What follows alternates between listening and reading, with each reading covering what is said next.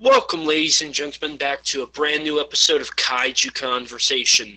I'm your host, Elijah, and joining me again is the, as always, lovely Rex. How are you doing today, Rex? Hello, I'm doing good. That's good. I apologize for all of our listeners. We may have basically already done this episode before, but with Christmas just happening, it's a bit crazy. And I believe this will be our last recording of 2020. It feels like we just started back because we did, but it's kind of weird.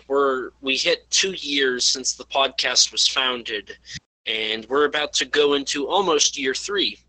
So wow, that's quite an accomplishment. Even though we're only halfway to 50 right now, but who knows? Maybe next year. Maybe next year. Hopefully next year. Sometime next year. Hopefully next year. So, as you guys have read, because I hope you read our titles, we're going to be discussing what is coming next year. This episode will be really dated, but perhaps looking back at this in a retrospective next year, we'll see how wrong we were at how little we were actually going to get. So we might as well get kind of right into this. Rex, I know you're a fan of Ultraman. Is there anything Ultraman coming in the early or late winter next year? For pretty much outside of the fact that we've already got Ultra Galaxy Fight still going on, we've also got the release of Ultra Chronicle Z, The Hero's Odyssey, which is basically, that's a recap show that will cover both Ultraman Z and Ultraman Tiga. You mean Taiga? No, Tiga. Why Tiga? That came out 30 years ago. I don't really know. Apparently, these Ultra Chronicle type recap shows, from what I've heard, usually something in them relates to whatever the next Ultra series is going to be, or at least a hints towards it, because one of them had Zero focusing in on it, and Zero ended up, and the show that came afterwards was Ultraman G, where Zero was a side character. So who knows? Maybe it has something to do with it. Maybe we're reading too much into this. We'll just have to wait and see, I guess. Interesting.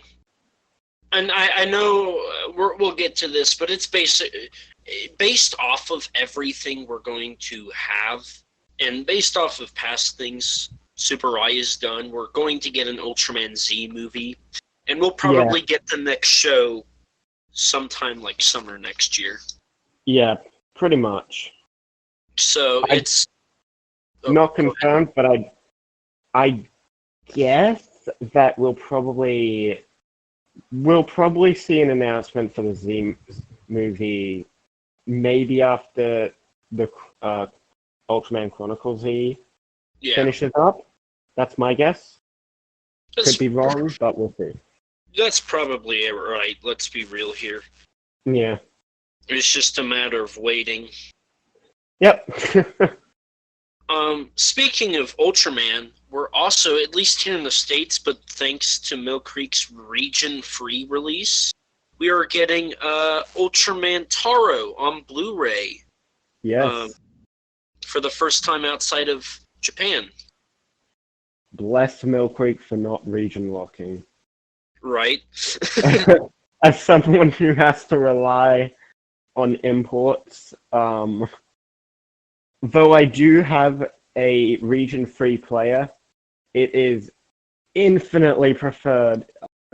Because sometimes I go house to house to family members, and occasionally I bring a Godzilla movie, Ultraman, etc. occasionally, and so they don't have region-free Blu-ray players. So if I want to watch, say, Ultraman Orb, the movie, this is a real example, it's nice that I can just go over there and watch it on the Xbox One without having to worry about any region locking.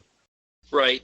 And I think the reason for it is I'm pretty sure Mill Creek got the rights to do it internationally. Because I'm pretty sure the whole reason why Towards the Future, Ultra Q movie, Ultimate Hero, The Adventure Begins, Dark Fantasy, I think the reason why they couldn't get those is because there is copyright issues like in Australia, in the US. I think Amazon actually has something to do with Dark Fantasy. Well, the Amazon thing realistically probably would have. I don't know, maybe I'm wrong, but Amazon would have probably isn't too much of an obstacle given Ultraman Orb the Origin was an Amazon Prime series. I could be wrong.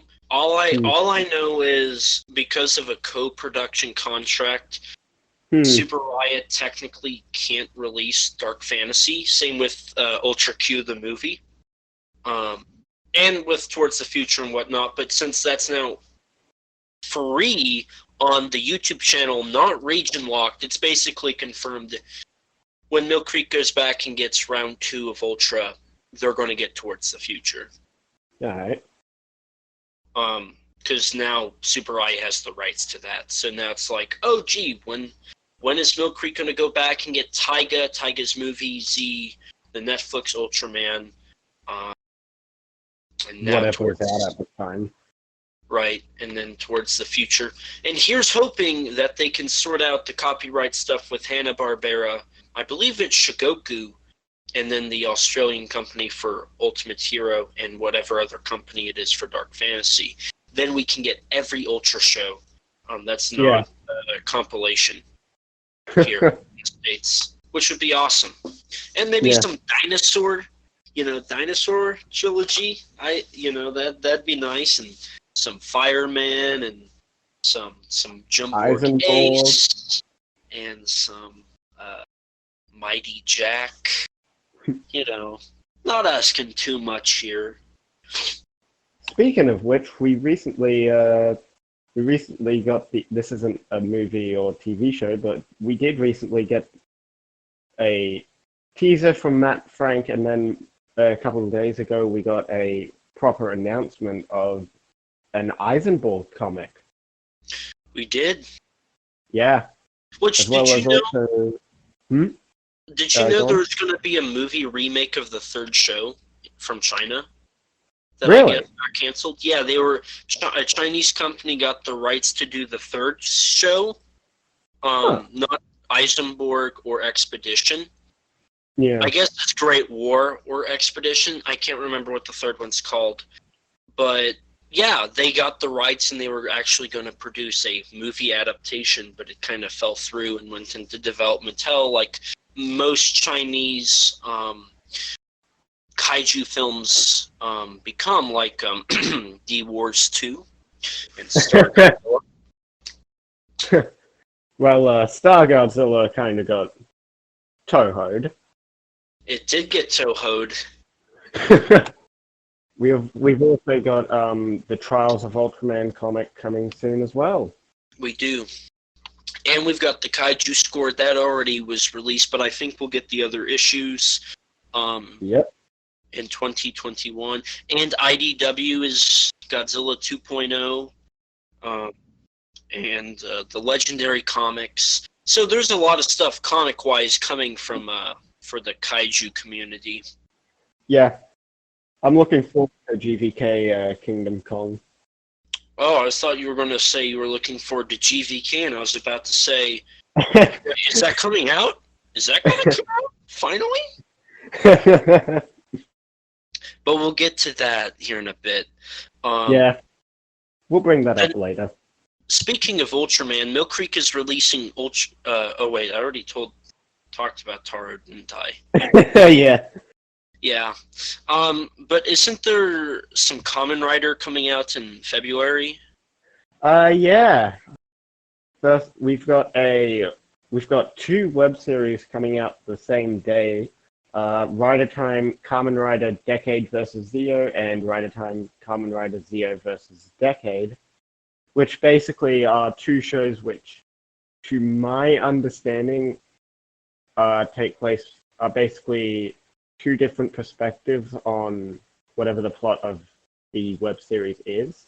I could be wrong in that, but Kamen Rider Decade vs. Zeo is going to focus on, it's going to be from Decade's perspective, while Zeo will be Zeo's perspective. And I guess it's just a crossover series between the two most recent anniversary riders, really. Yeah. So I wanted to bring this up. It's awesome that we're getting more Kamen Rider. Yeah. And my hope is, so right now, Shout Factory stopped licensing Kamen Rider solely because they just made a huge deal to get every Ultra show that Mill Creek has, and Mill Creek's going to be releasing Ultraman all the way through 2021. So Shout's got quite a bit on their plate now. So they decided to let Kamen Rider take a backseat. But my hope is we do get something next year from Shout, whether it's streaming or it's another Kamen Rider release, because we've only had 2 of those in the last 50 years Kamen Rider's been around. Yeah. It's horrible. Hopefully we get something next year. Hopefully. Speaking of Blu-ray releases, also, was there anything else you wanted to talk about the Kamen Rider thing real quick? It doesn't get enough representation on this podcast, and it's solely because I don't know anything. Well, I guess I might as well just bring up that there's also coming around March-ish is the Kamen Rider 01 movie. Well, I think I want to say it's the 4th one, but I could be wrong on that. Yeah. 01 Others, Kamen Rider Metsubo Jinrai, coming out March 29th, 2021.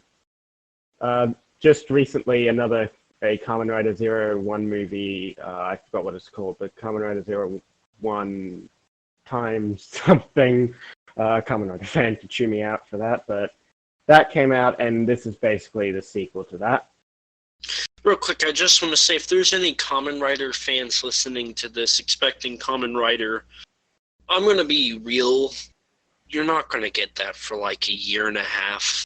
It's all going to be Ultraman, Godzilla, and Gamera, and I'm going to start pushing indie stuff.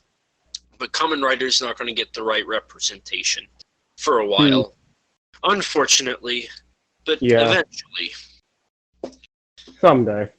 Someday it will, hopefully. Yeah. But speaking of representation, something that when I first was told this was happening blew my mind, and when we got the official announcement a few weeks ago, my mind was even more blown. Arrow Video somehow, some way, got the rights to do Daiei's Invisible Man Appears and Invisible Man versus the Human Fly. Yep. And now, for a majority of people, they're going to be like, 1, that is a hilarious title, Invisible Man Appears. And 2, so what? What's so important about Daiei Invisible Man movies? Here is the big thing. Invisible Man Appears is the first science fiction fantasy film Ijai Tsuburaya worked on. The second major thing is Invisible Man Appears is one of only 2 tokusatsu films that are sci-fi fantasy of the 1940s from Japan. Essentially, it is the second, I believe it's the second tokusatsu, sci-fi fantasy tokusatsu film ever, only behind The Rainbow Man, which that film is partly lost now, so I don't know if we can even say that it's... if it'll ever actually get released or not. It's unfortunate. Very much so. And the unfortunate part is Rainbow Man is technically the first tokusatsu film that is science fiction and fantasy to have color in it. There was a 2-minute color sequence, and I think it's been described, if I remember Galbraith talking about it on the Warning in Space Blu-ray. It's a guy takes LSD, and he just sees color. It's apparently very beautiful, and it's like a 2-minute sequence, but it's still, that's the first science fiction fantasy tokusatsu film that had color in it. Beat that, Rodan, and we're recording this on his birthday, and I'm putting shade on him. Oh, yeah. So we got that coming, and The Human Fly. I've heard that's a huge disappointment for a film, but it's that's Daiei's second, I think second tokusatsu science fiction fantasy film. Warning from Space might have beat it. Yeah, I'm looking it up. I think Warning, I think it did beat it, because Galbraith mentioned that prior to Warning from Space there was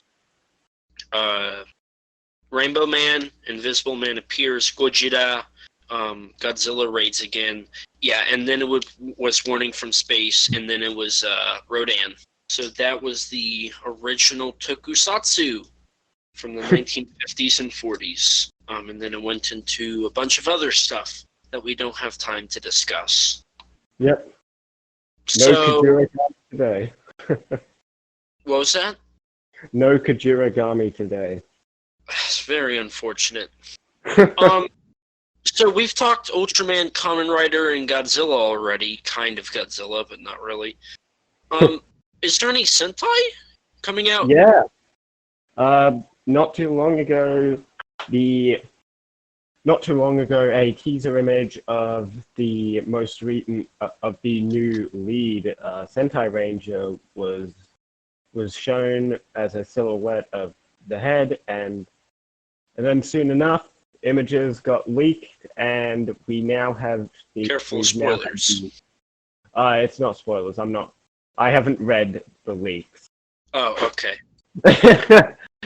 But yeah, so Kikai Sentai Zenkaiga, or Zenkaija, whichever way it's pronounced. I'm just going to say Zenkaija was announced for a March 7th, 2021 release. It's the 45th anniversary show for Super Sentai. Interesting. Speaking of Super Sentai, did Spider-Verse get delayed to 2022? I believe so. I thought so. But there is a strong chance that we're going to get Japanese Spider-Man on disc next year. Hopefully. Because, so here's why.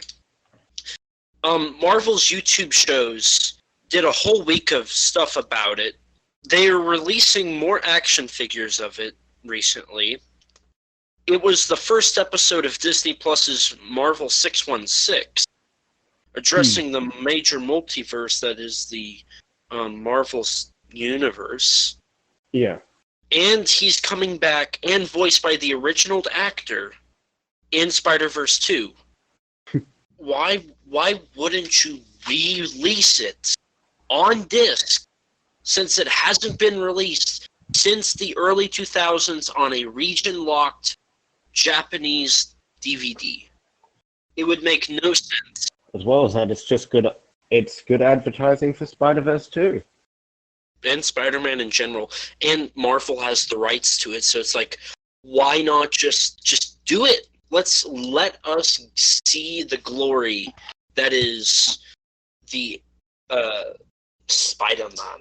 Is it the Emissary of Hell? Is that Emissary of Hell. Yeah. Such a great show. And I need to see Leopardon in all of his Leopardon glory. Yes. But speaking of Toei, Toei's 90s film Hikaider is getting a Blu-ray re-release from Media Blasters. In case it's not clear, we on this podcast highly love Media Blasters, even mainly because they told Toho we don't care. They didn't actually, but they kind of did that with both of their movies they got from Toho that were Godzilla. And I think they're a great company. And they were one of the companies to come out of ADV when it collapsed. So a lot of love and support goes to the Media Blasters crew. And recently they came back.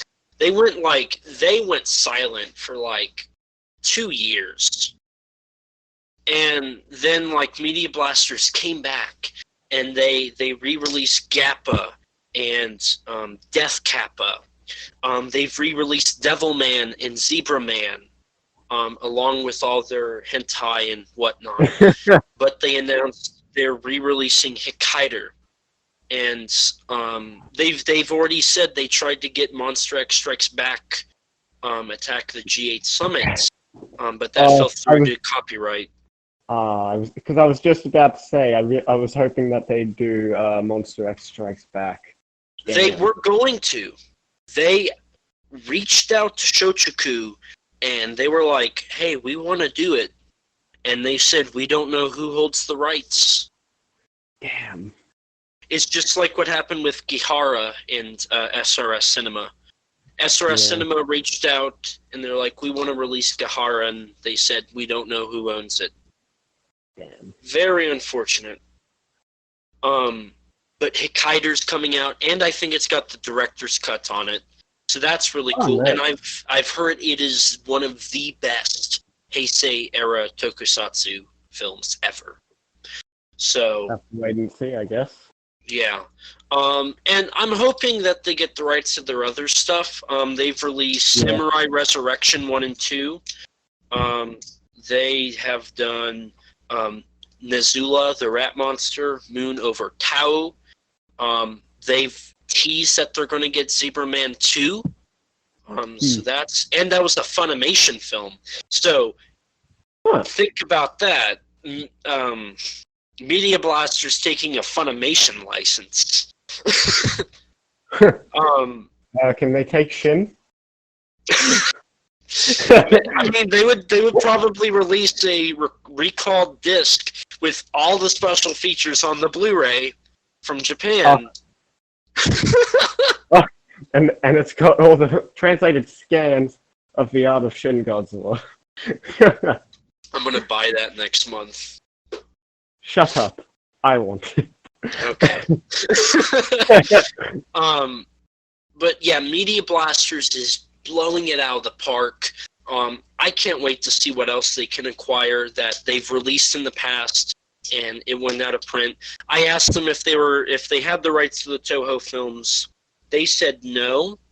And I have a feeling that they're not going to get them. I feel like Toho's kind of got... I feel like they're going to start bending over backwards to Criterion and maybe Arrow. But Funimation definitely, and Netflix. So I don't see Media Blasters getting those anymore. But unfortunately, I'm still excited to see what Media Blasters can do. Gamera got taken away, Godzilla, Toho films got taken away, and a few of their other films of notable kaiju have been taken away, but there's so much more tokusatsu that they can get their hands on and release. I fully support them, and I think it's awesome what they're doing. Yeah. I need to get more Death Kappa. Yes, definitely. Go for it.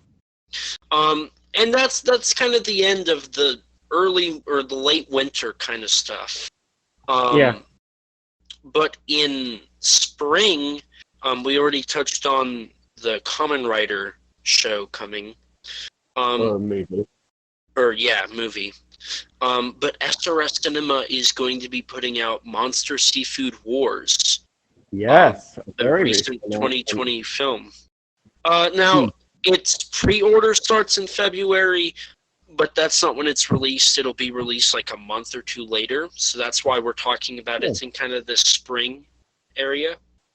Okay. I'm very excited. If I remember right, the show, because the movie was supposed to be released during COVID, and what they did is they just put it straight on disc. They just said, screw theaters, it's on disc. And I've been waiting for this announcement for a long, long time. I was actually told SRS acquired a few kaiju films. Some have yet to be announced. We've got an announcement for a few of them, and we'll be discussing the other one here very shortly. But you were really excited to talk about the other one. But I'm really excited for Monster Seafood Wars. I don't know why. It might be a weird obsession like I have with Attack of the Giant Teacher. It might be. We'll find out. Yeah. Are you excited for Monster Seafood War? Oh, absolutely. It's based on, if I'm not mistaken, it's based on an old story from A.G. Tsuburaya, actually. I believe so, and I know it's like the monster. Like one is supposed to be like Gazora. Like it's. I think it's an homage to Space Amoeba. I think it is. Yeah, I think it is too. But it's. You know, I'm excited. Indie kaiju films, you can't go wrong with that, right? Yeah, pretty much. So, is there anything else coming out on disc that month, Rex? Yeah, we don't have a confirmed release date, but what's been teased for around that time is quite likely Ultraman Leo. Oh, that's right. I'm supposed to talk about that one. So, basically, from what I've been able to gather, Mill Creek's release plan is old, new, old, new, old, new. They're building their way to the middle. The last shows they'll be doing is Tiga, Dyna, Gaia, kind of like that Heisei, early New Gen stuff, Mebius, Max, Nexus, Cosmos. Well, just Heisei, because New Gen was Ginga and afterwards. Listen, man, technically speaking, it's all Heisei. Technically speaking, I'm sorry, Godzilla, I'm sorry, Ultraman, but you're in the Heisei era, in the Showa era. Taiga's movie is Reiwa, and Ultraman Z is Reiwa. So, I'm sorry that you're trying to be special, but let's be real here. I mean, look, man, Kamen Rider Zeta and Kamen Rider J are apparently still supposed to be Showa riders, even though they're mid to late 90s. I mean, didn't they do that with 84 too? 84 is a Showa film, but it's counted as Heisei. Yep. Kids these days, follow the rules. Showa, essentially in the sci-fi tokusatsu terms, is 1948 to early 1989. Heisei is late 1989 to 2019, and Reiwa is 2020 to present.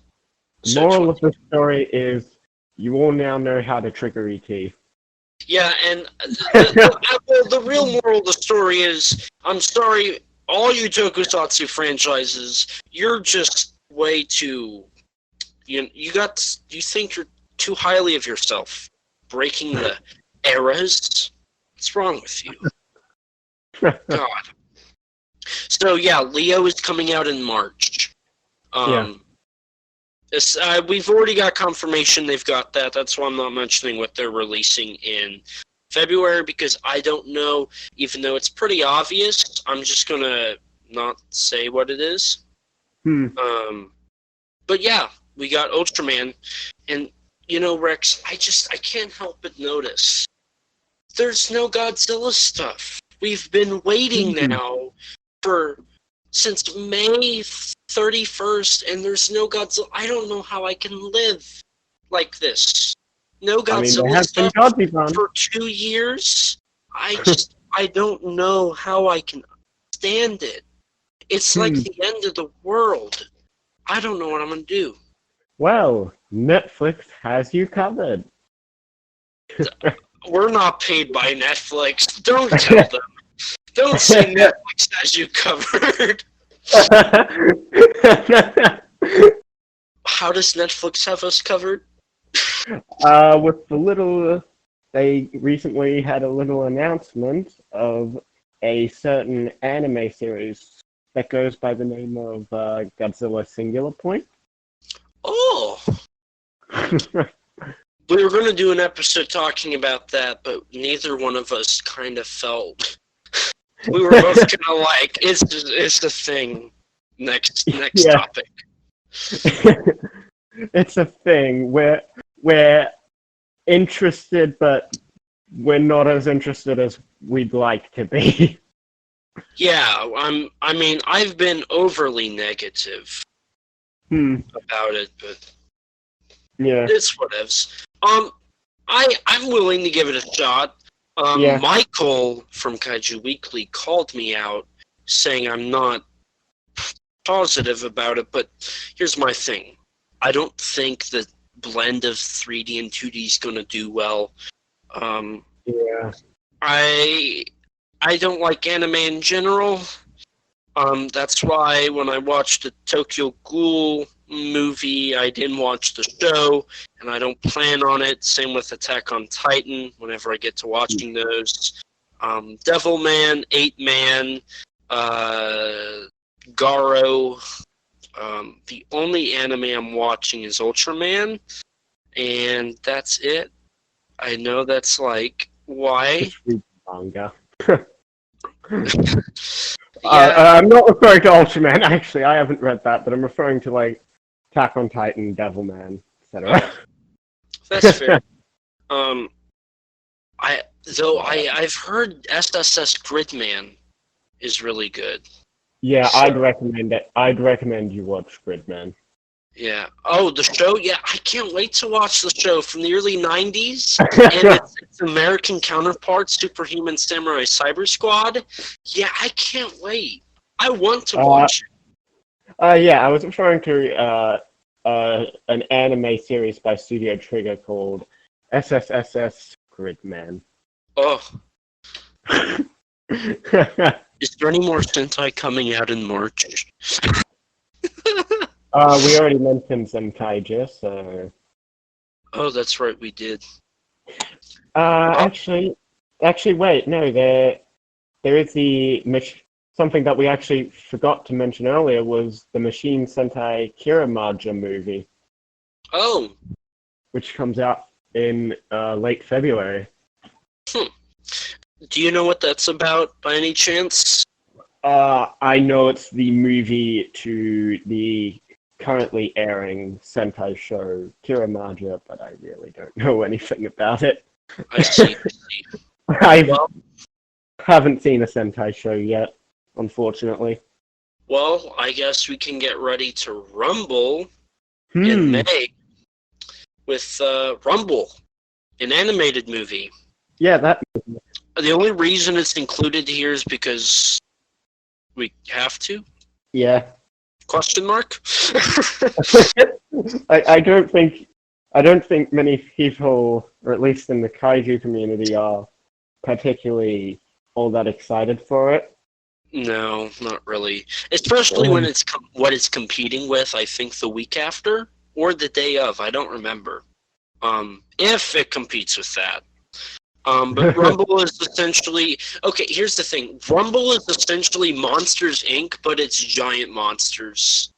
And wrestling. That's really how I feel about it. It's like, oh, this is essentially Monsters, Inc., except all the monsters are big. It's about wrestling. It's essentially Real Steel with monsters. That's actually exactly what it is. It's real steel with monsters. Oh, it's been years since I saw that movie. It's a good movie. You want to know why it's a good movie? It's because it's not animated. E.T. hates animation. I don't like anime or animation. I just don't. Wow. I'm a live action guy. I like real life stuff. I like the camera capturing stuff. Yeah, I know. Speaking of that live action stuff, isn't there a as of right now, because with everything going on, we don't know. Isn't there a live action movie coming out in May that I might be interested in? Yeah, I think there's a little movie by, I think it was Legendary Pictures and Warner Bros. I think. Oh no, I was referring to Clifford the Big Red Dog. Yeah. I don't think that comes out in May. But I remembered it whenever I mentioned Rumble, and I'm like, oh, if I don't mention this, Travis will be upset because Travis thinks it's a Kaiju movie. So, and we won't discuss what is and isn't a Kaiju movie yet because that's for an episode of its own. And what is and isn't Tokusatsu.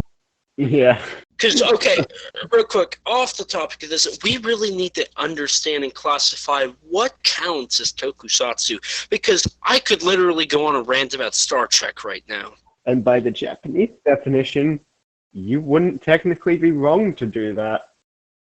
Right. Again, a topic for another day. Indeed. But Clifford's a thing. I don't think either one of us know enough or want to talk about that, right? I grew up with classic Clifford the Big Red Dog. That's about it. Like the books. That's that. So, Godzilla vs. Kong. Yeah. Well, that's the movie that Legendary and Warner were doing. Yeah. And this is where we're going to have a sub-conversation regarding some recent news, and then we'll jump back in with other things that we know are coming, that are coming next year, and what is rumored to be coming. And then we'll close out this episode. Yep.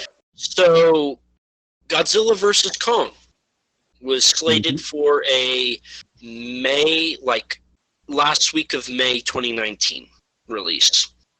Yeah. Then it got pushed up a week in May of, or not 2019, 2020. It got pushed up a week, and then it got pushed up again to March. So it's had three release dates, and since then it was moving up. Yeah. It was supposed to come out in March of 2020. And then it got delayed. And here's my theory. I think they moved it up a week initially because they thought, oh, this film was so far ahead of schedule because it had been in production since 2019. It filmed back-to-back with King of the Monsters. So it was done around 2 months after King of the Monsters. Or that was what was supposed to happen. Well, the film ran behind schedule. Or behind the schedule Warner Brothers believed they were at. Yeah, with the VFX specifically, I believe. VFX, and because I think the majority of it was done actually in October of 2019, but I know the music, the sound was not done until the end of March. So I think they were having some difficulties with the recording of the music, some sound editing, and probably some minor VFX stuff here and there. Yeah. And then, of course, you still have to rate the film, and then you got to get all the promotional material. So it wasn't going to hit that March release date. So they delayed it till November 2020.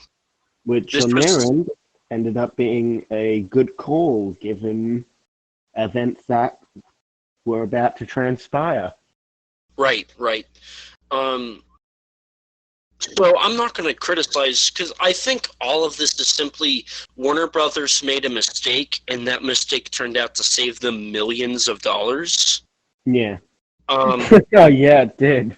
so I think so far, like, I'm not going to criticize them. Yeah. And then November came around. Well, not November came around, but like we were starting to hear about COVID-19 and all that. And eventually the film got delayed till May of 2021. Yep. And this, one thing to keep in mind here, the only time this film has been delayed because of a bad thing, like on the production, is Warner Brothers overestimated how quickly the film was going to be completed, I think. Yeah. So I don't think there's actually been any issue behind the scenes in the development process of this film. It didn't lose a director, it didn't lose an actor, nobody died, everything was smooth. It was smoother than King of the Monsters, which had a complete script rewrite, a complete director change, and an entirely new projection. Yeah. GVK's been the same since it started its development. So Always been Adam Wingard behind. It's always been Wingard. Essentially, the only thing that changed was Doherty came in and did some minor touch-ups, keeping continuity. So, and that's not going to change anything, really. That's just making sure its continuity is correct. Really, that's just going to smooth things out between the two films. Right. So, the film hasn't had any issues in the creation process. It's just solely, can the film be good with Wingard at the helm, or is it going to fail with Wingard at the helm? I'm willing to give him a shot. I think the Death Note movie was all right. I haven't seen it, so it's a visually beautiful film. So that's what I'm banking on the most is, please, wherever the final fight is, if it's in Hong Kong, if it's at Skull Island, just make it beautiful. Well, I've heard that it's a beautiful looking film, so I have too, and I'm hoping it is, because Wingard knows how to make beautiful imagery, especially with what he did in Death Note. But anyway, to defend Wingard, Death Note got approval from the creators. Like, that was an approved film. So people criticizing it, they're criticizing what was approved. The people behind the creation of it liked it. So he did it right. It's just people weren't happy with it. The live action Attack on Titan was a lot of it was written and actually rewritten by the creator of the writer of the manga, Hajime Isayama. Right. And it ended up inspiring where the manga went in later chapters. Huh. And I will also say this. Wingard was competing with Kaneko for live-action adaptation of Death Note. I mean, most people who saw the live-action, the 2017 one, haven't seen the Kaneko ones. You're true there, but even then, when you I guarantee you the Kaneko Death Note films are better made. Probably. And that's just it's Kaneko. Of course, it's going to be good. Yeah. But the film has had a great production. The film, its delays are not on it entirely. I would blame Warner Brothers over the actual production of the film. Yeah. But Warner Brothers recently decided to make a bold move. Yeah, they did. So 2021 looks like it's going to be a stacked out year from January 1st to December 31st. And that's because it's supporting 2021 movies and 2020 movies. And then you've got stuff like Amazon Prime, HBO Max, Disney Plus, Peacock, all coming out with original content, and Netflix and Hulu. So the entertainment next year is just packed. There's a lot going on. And because of this, Warner Brothers decided to take a look, and they kind of realized, gee, there's a lot of competition. Our films don't do the best unless it's a Christopher Nolan film. Or if it's Aquaman. So why don't we release in theaters still to make everybody happy, but let's do it on HBO Max the same day. Pure profits. Doing this, they didn't consult any director, any production company. They just went and did it. And only told the companies 30 minutes before the event, before the announcement. And it went south. Yeah. Legendary threatened legal action. No, I don't think Legendary's taking WB to court because Legendary's a lot smaller than WB. WB will get the best lawyers possible, and Legendary will lose that case. Yeah, most likely. Well, Legendary and Warner Brothers, as we speak, are trying to clear everything. As of right now, the belief is Dune is getting a theatrical-only release. That's what it appears. That film is definitely getting a theatrical release. They still are working it out. It's not confirmed, but that one probably will get done that way. Yeah. The issue is Godzilla vs. Kong. Reportedly, Legendary is either A, wanting it to be only theatrical, or B, you can release that as a hybrid, but you got to give us a base $250 million payment for what we put into the film and what we need to make profit-wise. So, essentially what Warner Brothers is doing is paying for the film in the U.S. And I could see that happening. I could also see Warner Brothers just saying, you know what, we'll do theatrical. But if it's a hybrid, they get pure profits. So it's like, do they want to take that hit, potentially, or do they want to take a hit in theaters and maybe lose more? Essentially, it's which, do you want to lose some money, potentially, or a lot of money, potentially, or do you want to lose some? It's essentially, pick your poison. You're going to die either way, or you're going to live either way. You got to pick one or the other. The biggest concern for a hybrid release I have, and I know many people have this concern, is piracy. Oh, yeah. Oh, yeah. Wonder Woman 84 isn't doing too hot. I think that's partly why. Yeah. I do agree. I think piracy is the biggest issue here. It's the biggest hurdle for the film to overcome if it wants to be a success. Right. If they want it to be a success, I should say. Now, I will say this, with Wonder Woman 84, which I might add, I've seen it, it's a great film. I loved it. It was wonderful, and it was perfect for the holidays. It was a very uplifting movie, and the ending felt very appropriate for the times we're in right now. But if Wonder Woman fails, they might be like, okay, that didn't work. Who wants to retract our announcement and just say theaters only? Because we don't. I don't think they'd do it with all their movies. If this were to go through, I think they would. I think they'd probably keep at least a couple of probably like the lower budgets. Yeah, that's what I was getting at. Probably the lower budgets would probably stay a mix. Yeah, they could. But stuff like let's see. So I know the Suicide Squad is getting a hybrid. I could see that changing. I'm trying to think what other DC films. I know Zack Snyder's Justice League is getting a hybrid release. Yeah.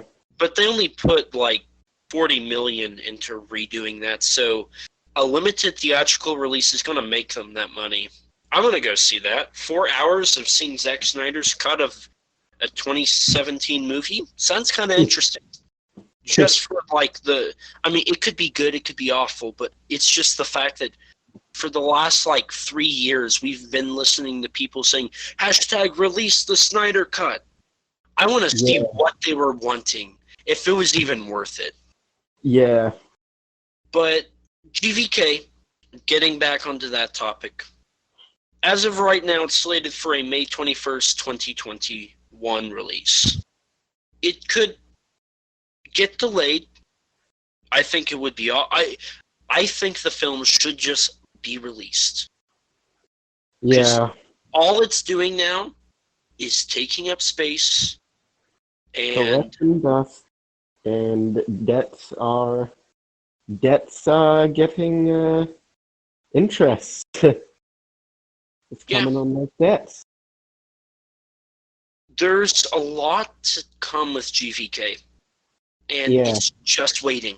Toho's waiting, Legendary's waiting, Wingard's waiting, Millie Bobby Brown's waiting. Everybody's wanting their paychecks now.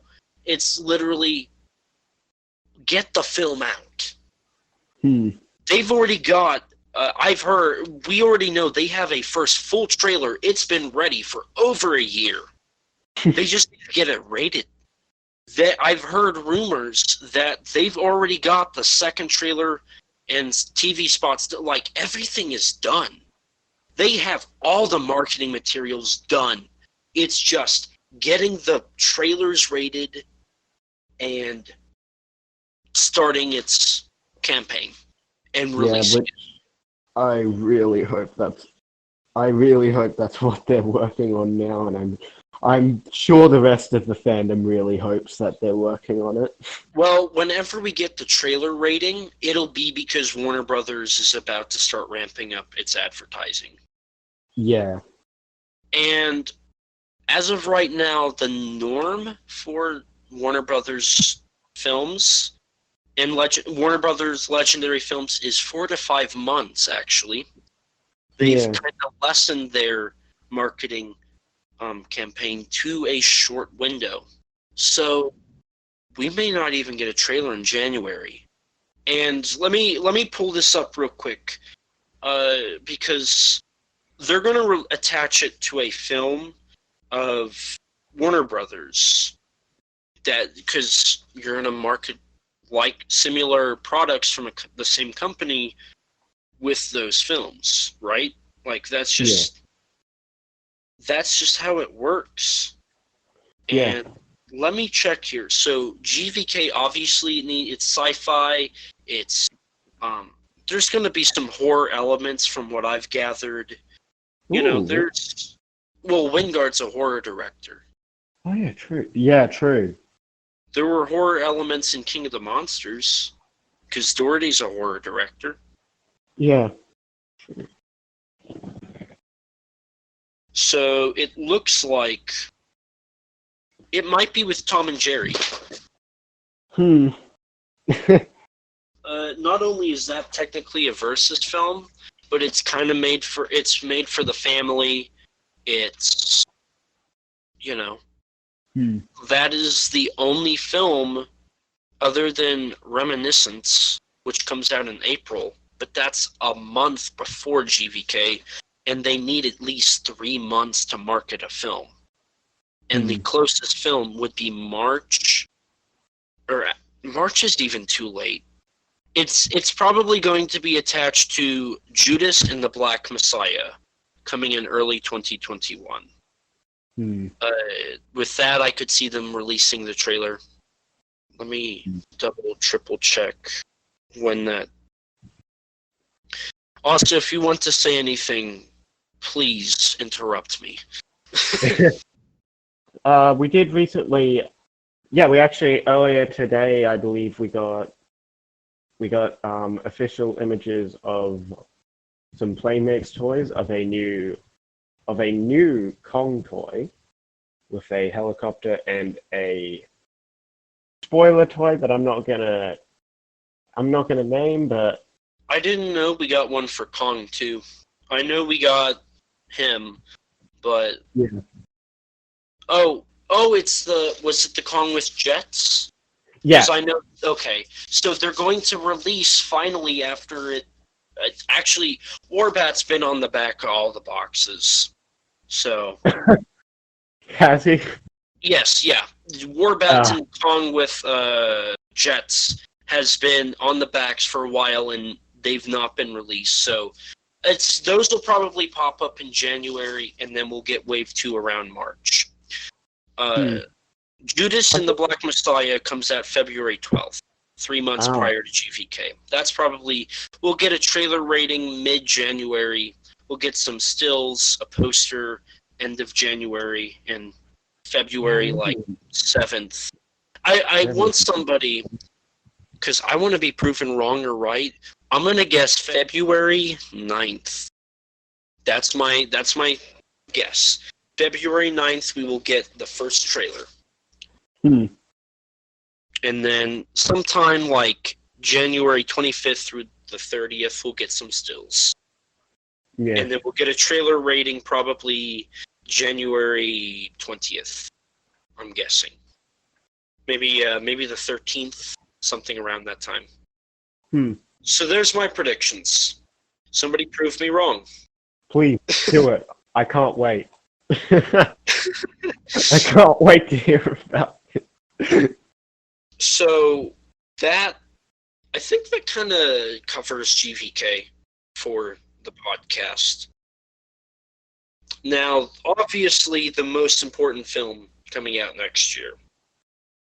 Actually, second most important. We'll get to the most important afterwards. But Shin Ultraman. I'm going to be honest, I'm not looking forward to it, but I'm willing to give it a shot. I'm interested. I'm looking forward to it because I like Shin Godzilla. That's the exact opposite reason for why. But anyway, Shin Ultraman, co-written with Hideaki Anno, directed by Shinji Higuchi. I am not looking forward to it. I hate his design. I just not looking forward to it. I think the still we've gotten didn't look the greatest. I think the statue looks fairly cool. The proportions are a bit weird, but that's almost definitely intentional. It's weird not having the color timer, but I've gotten over that. I have not. Hashtag not my Ultraman.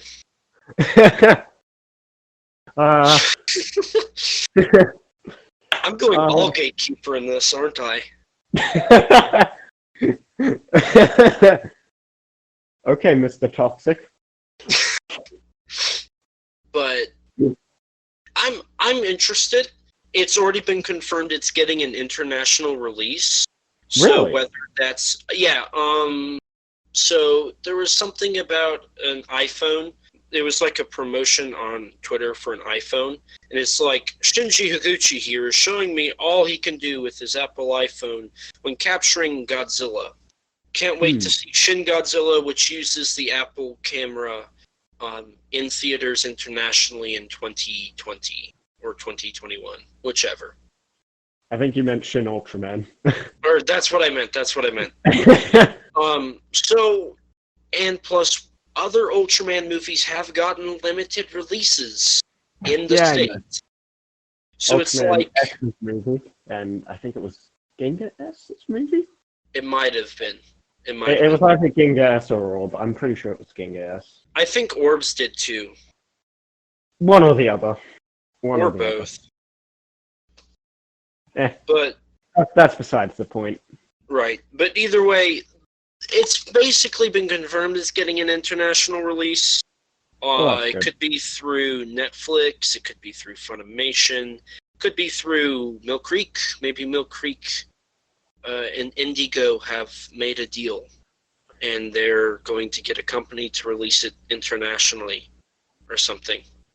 Whatever it is, I'm really hoping I'm hoping that my country, Australia, gets some sort of international theatrical release.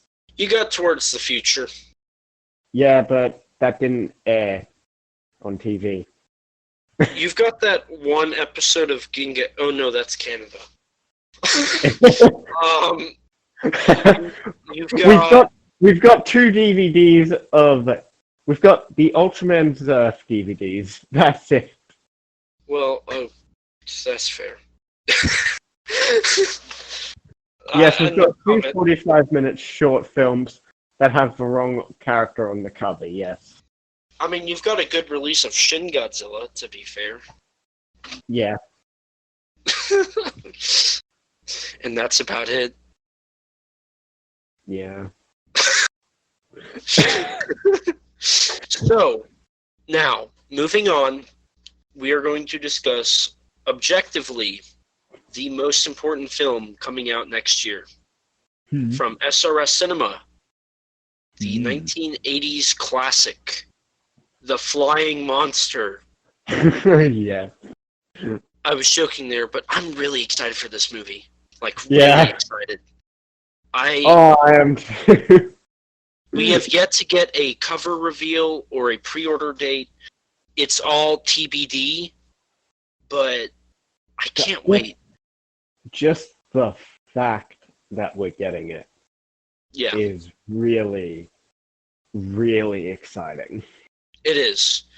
And I can't wait. I cannot wait to see it be released. Because that just tells us that SRS is they're really interested in doing more kaiju stuff. Mm-hmm. This was a thought. Now I know and all the stuff. True.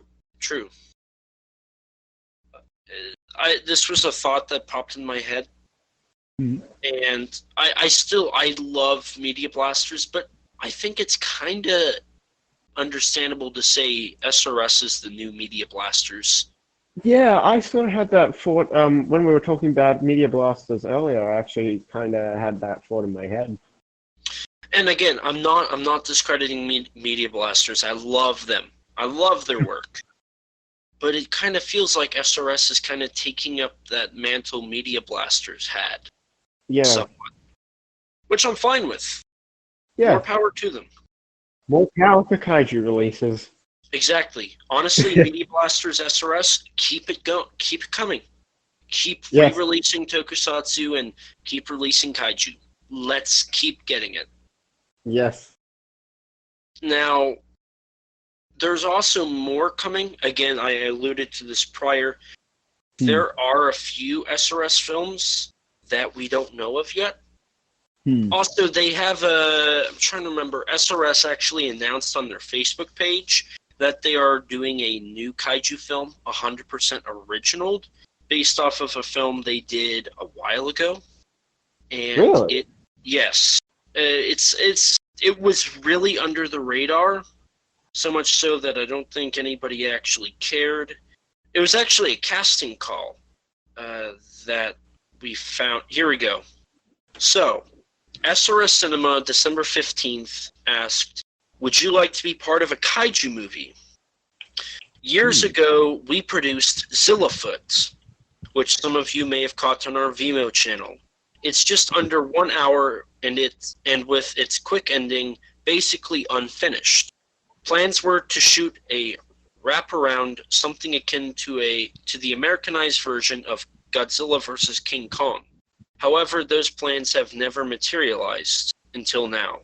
We are currently working on a new cut of the movie, plus added footage to pad it out, with a brand new release starting in February 2021, and you can be part of that. We're looking for volunteers interested in shooting some segments, and yeah, that's it. Huh. So, I just realized they sent me a message because I said I was interested, and I totally missed it. So, yeah, SRS is doing a original kaiju film that I forgot about until I was talking about them. Zillafoot. Can't wait. Same. So, it's exciting, and I can't wait. So yeah, that's the thing. But SRS has other kaiju films coming, and from what little I know, I'm very excited. Yeah.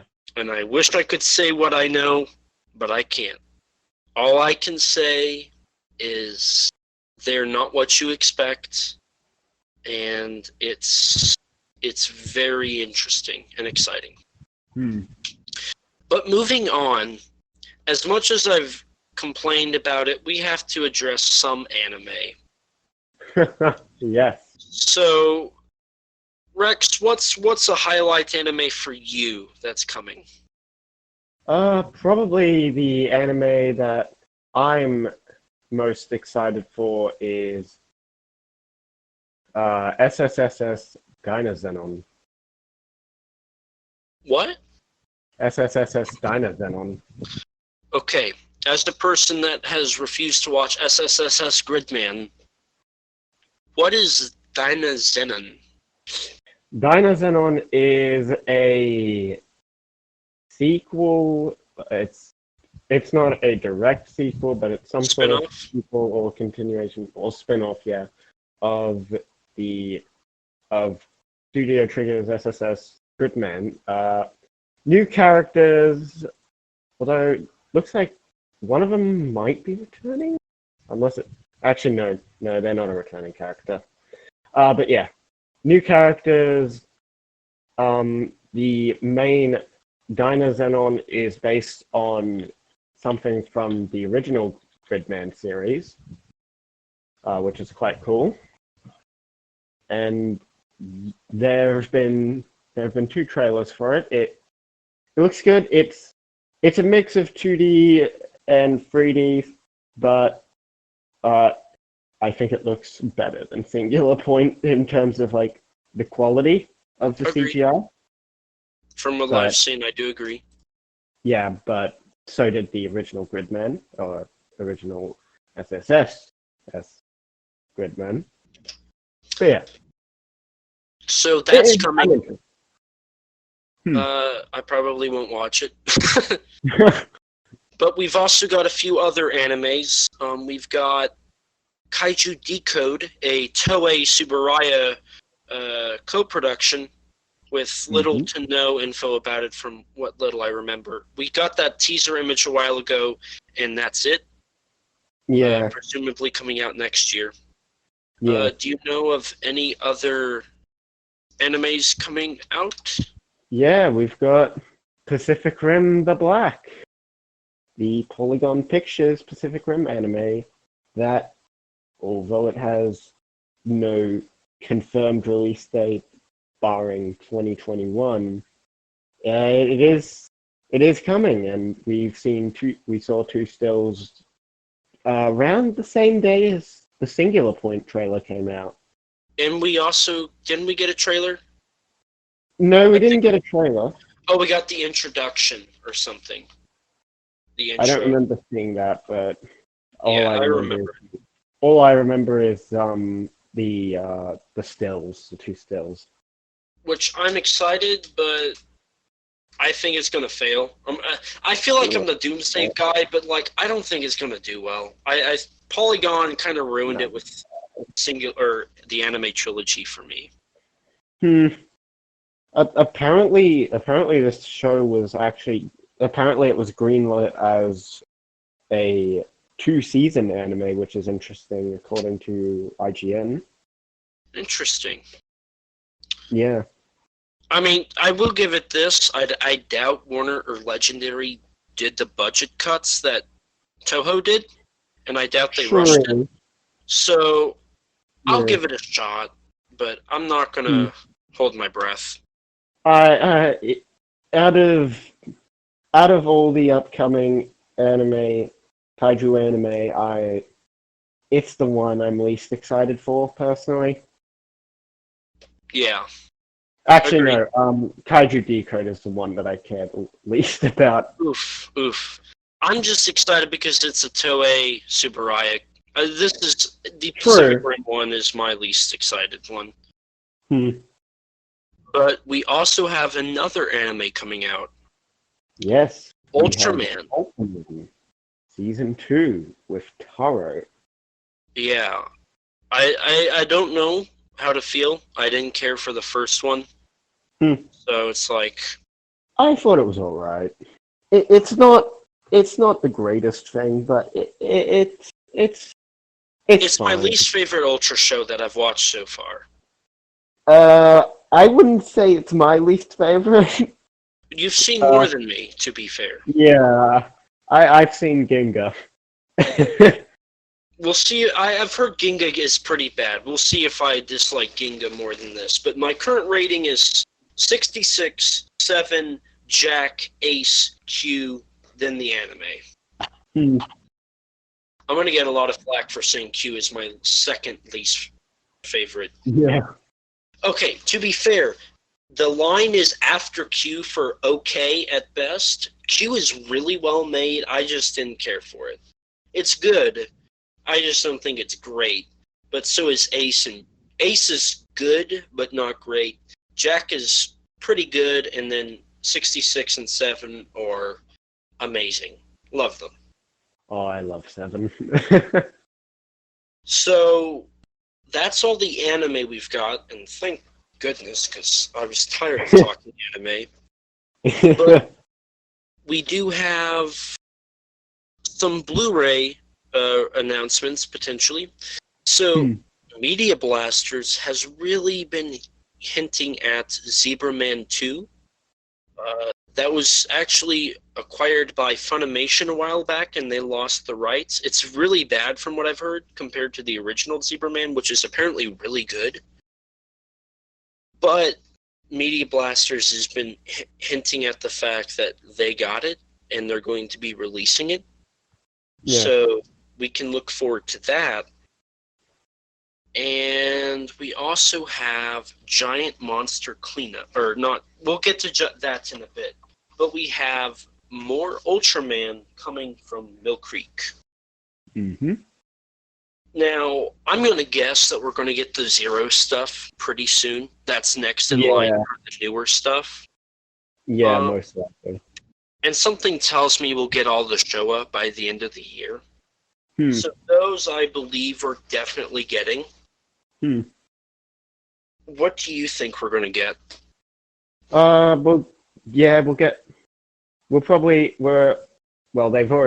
They said, like, a year that we were supposed to get the Zero stuff, like, wasn't it originally supposed to come out this year? Yes, and then it got delayed due to COVID and them smoothing the schedule around. So yeah, we'll get the Zero stuff this year, because that's something that they've been waiting to do for a while, and I imagine that will be popular at least for the newer stuff, given that Zero is arguably the most popular. He's probably the most popular modern Ultra. He's the one that makes the most appearances. That's kind of what I've gathered, is they've used Zero so much that he's kind of like the Stan Lee, almost. Not as high class, but he's kind of like the guy in modern Ultra, from what I've been told. Yeah, he's that cool dude that always shows up every once in a little bit. He's Nick Fury. Because you can't be cooler than Samuel L. Jackson.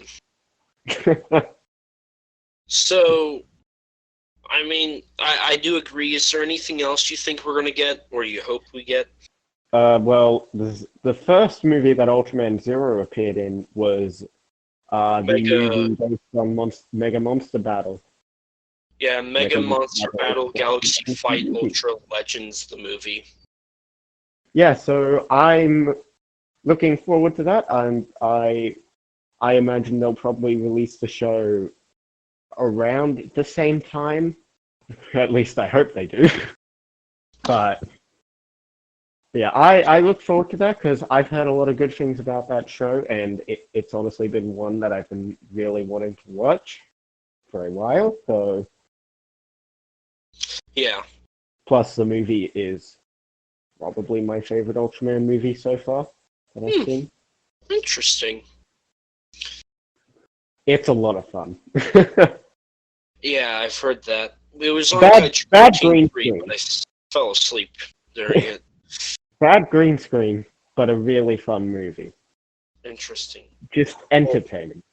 Speaking of movies, there is a Toei Shigoku film coming, and it's called Giant Monster Cleanup. It's apparently a comedy. You know, Shigoku likes doing comedies. They did they did Monster X Strikes Back, and they did Big Man. They distributed Big Man Japan, if I remember correctly.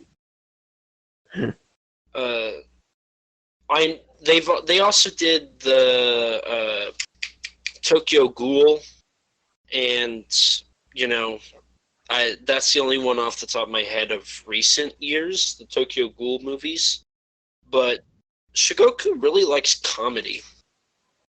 I mean, I don't think Tokyo Ghoul's a comedy, but it's not. That I was saying, like, that's the outlier. But it's interesting to see Toei's also. So they're doing a collab with Subaraya for an anime, and they're a collab with Shigoku for a comedy live-action movie. Yeah. So that's interesting. Yeah, it'll be interesting to see. Is there anything else Toei or anybody's doing that is of note? Not off the top of my head, but one thing that we mentioned the comic earlier, but we didn't mention the fact that we're getting a movie of Kaiju Score. Right, from Sony. Yeah. If that materializes, because to be fair, we also got an announcement for Monster Apocalypse, and Tim Burton was going to direct that, but that film kind of disappeared off the radar entirely. Yeah, so, yeah, that we could see a Kaiju Score. Matt Frank did the cover art for the first issue, as he always does for a lot of stuff anymore. I mean, great art, Matt. Doing great. I feel like that sounded sarcastic. I mean, he does a great job. I love his art for Attack of the Giant Teacher and the Gamera set and Conga TNT. I think, honestly, that's his better work, is the stuff he did like that. Yeah. I like his comic art, but the art he does, like, that's more realistic, is really good. He does a great job with its colors. For this being a very supposedly short episode, we're going over quite a while. Yeah, I noticed that. Yeah. I'm gonna address this. I don't know anything, but there's a rumor that some more Kamen Rider Saber movies are gonna come out. Yeah.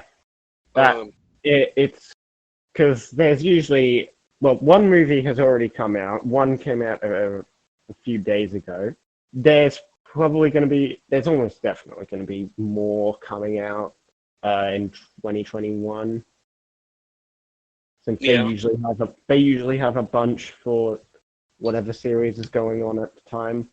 So yeah, they've still got a 01 movie coming out after all. Now, I have no comments to that, so that's kind of where my knowledge ends here for that. And the last film that we're going to talk about, I've made it last because this is my personal most favorite and most excited and hyped film. It's Kizo Murase's Brush of the Gods. Yes. This is his directorial debut, and it's the only film he's going to direct. And I've heard rumors that he might retire afterwards. So this is like his last hurrah. This is the guy that made Varan, Mothra, Gamera, King Kong, Godzilla, Maguma, Matango, Dogora, Baragon, Frankenstein, Daimajin, Busta, Yongeti, Gaios, Virus, Green Man, Titanosaurus, the Peking Man, Mecha King Ghidorah, Ghidorah 91, Nebula from Howl Beyond the Fog. This guy is a legend. I've had the privilege to meet him actually, and Really? yes, he was at G-Fest a few years ago. But unfortunately, the film did not actually meet its Kickstarter goal, so it's got zero funding from anybody. But from what we've seen, it looks gorgeous. The work put into this is just amazing.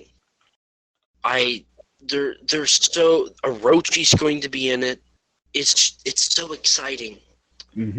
And knowing SRS Cinema, that's getting a release. Yeah, I mean, I recently got my HAL Blu-ray. Yours is on its way.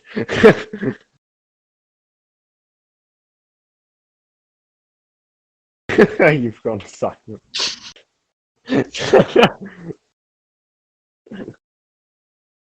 But Thank yeah. you for enjoying this episode of Kaiju Conversation.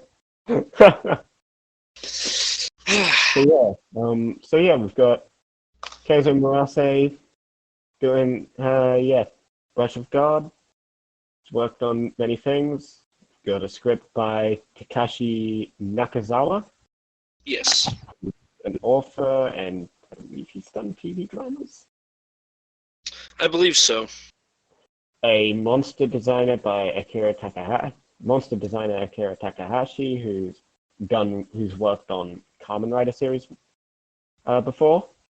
It's got a great lineup.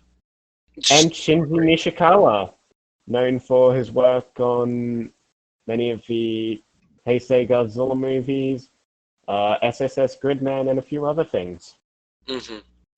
So it's got a great team behind it. It's got a great team. It looks great. I cannot wait. It's super exciting, and I honestly, it's the one, like, I cannot wait. I cannot wait.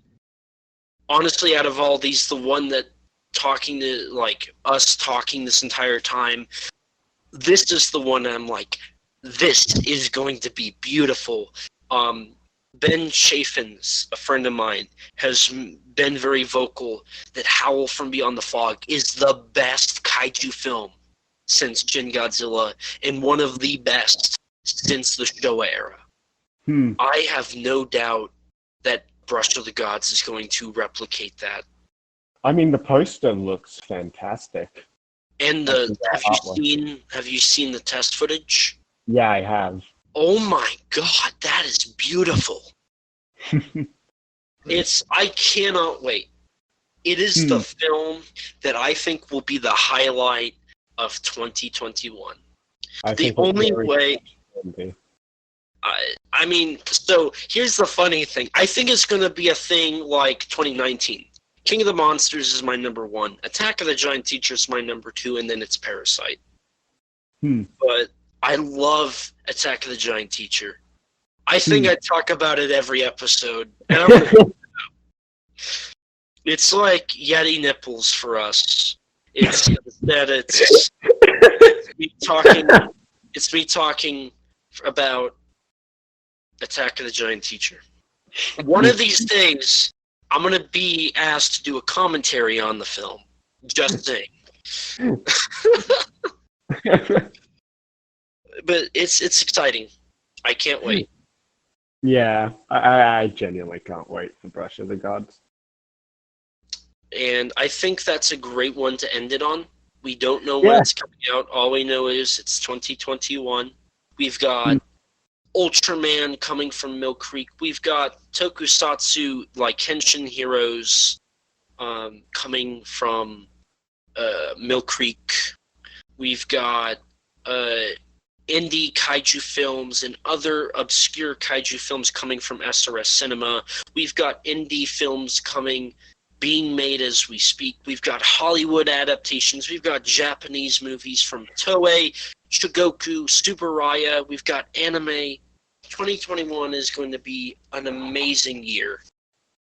We did a retrospective of the 2010s, and I think we're going to see that, but on an entirely new level. We're going to see the effects of the 2010s. We are. We're going to see a new generation of filmmakers, and we're going to see inspiration, and we're going to see a resurgence of Tokusatsu that has been building up, and it's going to start coming out next year, and it's not going to stop. I can't wait. Well, do you have anything else to say? No. All I have to say is that 2021, at least in terms of kaiju and tokusatsu releases, is looking like a very, very promising year. It is. And I can't wait. A lot of people can't wait. And I hope that all we can see is people coming together and enjoying this stuff. Now, this is kind of where we're going to start linking stuff, but one thing we didn't mention, we talked about comic books and movies, but let me tell you guys, there is an awesome kaiju magazine. The first issue is coming out January 1st. It's called Kaiju Ramen Magazine. And as of this recording, there is still a few days left in the Kickstarter, approximately 4. If you pledge $50, you can get a printed copy sent directly to you and a year subscription. 4 issues. Now, you might be wondering, why does ET know about this? Well, I wrote in the first issue, and I may or may not have some future in Kaiju Ramen. So if you haven't already, Rex, donate and get that printed copy and get that year subscription. It's going to be a great magazine. Travis and Michael have worked so hard on it, and everybody that has put in something to write has been putting a lot of effort. And all I can say is we are going to see an awesome year of Kaiju Ramen. The link to that's in the description below if you didn't know.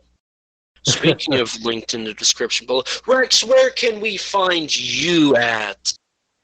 Well, let's start with the main 3. In terms of social media, I have a YouTube channel, Rex Xeno, a Twitter, Rex at Rex_Xenomorph, an Instagram, Rex_Xeno, and as well as that, I've recently done some writings, some articles for GodzillaMovies.com, and I made a WordPress page, thatkaijublog.wordpress.com for pretty much any other kaiju or tokusatsu writings of mine that maybe won't fit on GodzillaMovies.com. And I recently had an interview with the artist of GVK Kingdom Kong, so yeah. And nice. So if you want to learn something new about maybe the artist of GVK Kingdom Kong, or you want to learn some facts about Gamera the Brave or Godzilla 84, feel free to check those out. Definitely. And that will be in the link description below in your Linktree, correct? Yes. Okay, sweet. Hi, I'm Elijah. I've been one of the people you've been listening to for the last hour and a half, actually. I think this is about, I think so, we're looking at about an hour and 30 minutes. I'm surprised how long we talk. Like, I wanted to talk 45 minutes, and it's doubled that. We'll see what happens in editing. Great episode. You can find me on YouTube at ET13 Productions. You can find me on Twitter at capital ET13, lowercase PRODUCTIONS. You can also follow my personal account if you want to, which is at capital E, capital T, lowercase HOMAS 1975. You can follow my Instagram at ET13 Productions. You can, I think that's actually everything. So there's a lot of fun stuff I do. I also write for GodzillaMovies.com, and I write for Kaiju Ramen Magazine. And speaking of Kaiju Ramen Magazine, I need to talk about the podcast, Kaiju Conversation. Don't forget to rate us on iTunes. That boosts our ratings and helps us get recommended to more people just like you. If you don't have an Apple device, which I don't blame you, I don't, tweet us and follow us on Twitter at KAIJU_CONVERS. If you don't have either, you can like us on Facebook or message us and follow us on Instagram. If you're like me before podcasting, a lot less stressed and a lot less anxious, and you don't have any social media, you can email us at kaijuconversation@gmail.com. All lowercase, all one word, you know the drill. As always, we'll read your reviews on air for everyone to hear. We also have merchandise on Teespring. Eventually, we'll have some exclusive art by our own artists up on there, but that is to be determined and to be worked out. If you'd like to chat with me or Rex or anyone, one-on-one or in a group, and hear opinions on different subjects, please feel free to join our Discord server where you can talk about kaiju, tokusatsu, and film in general.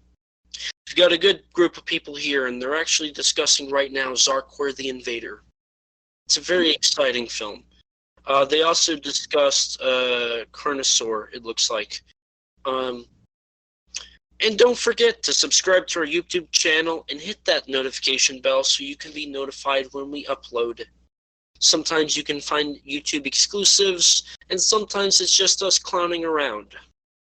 A huge thanks to you, Rex, for editing these episodes where we have a great time talking. All of these links that I have discussed can be found in the description below. And please, everyone, remember, life is too short to not talk big. Bye, guys. Bye.